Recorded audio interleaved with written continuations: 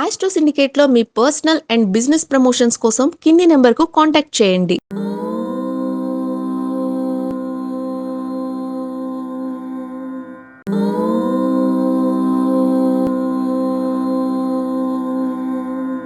అందరికీ నమస్కారం.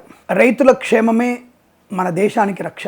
కాబట్టి రైతుల కొరకు ఒక చిన్న విషయం చెప్పాలంటే, అందరికీ రైతు తెలిసిందే, ప్రతి రైతు ఒక జ్యోతిష్కుడే.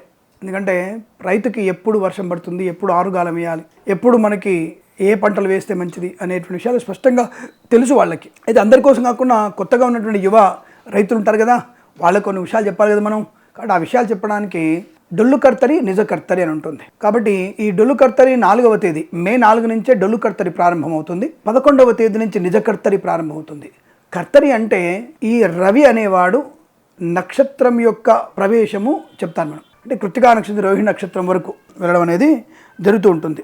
అంటే ఇక్కడ ఒక రకంగా చెప్పాలంటే మీకు రవి అనేటువంటి నక్షత్రము, సరే అందరు గ్రహం అంటాం, మనం గ్రహం అంటాం, వాళ్ళ నక్షత్రాలు అంటారు. రవి భరణి నక్షత్రంలోంచి రోహిణి నక్షత్రం వరకు ప్రయాణించే కాలము మనకి కర్తరి అంటారు, కత్తెర అంటారు. అంటే భూ సంబంధమైనటువంటి పనులు ఏవి కూడా చేయకూడదు. అంటే తవ్వడం, బావులు తవ్వడం, నేల తవ్వడం, పైరు కట్ చేయడం, విత్తనాలు వేయడం, దుక్కి దున్నడం, ఇవన్నీ చేయకండి. ఆల్రెడీ ఉన్న వాటికి మాత్రమే నీరు పెట్టవచ్చు అంత తప్ప నారు పెట్టకూడదు. నీరు పోయవచ్చు. ఆ విషయాన్ని గమనించండి.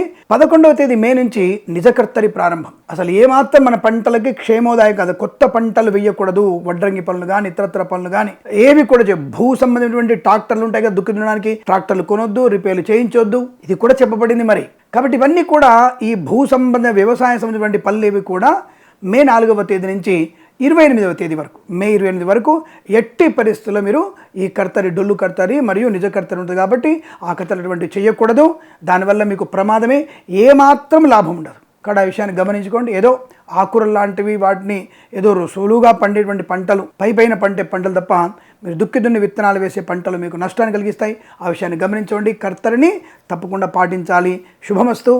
రైతన్నులకి అఖండ ఐశ్వర్యమస్తు. నమస్కారం.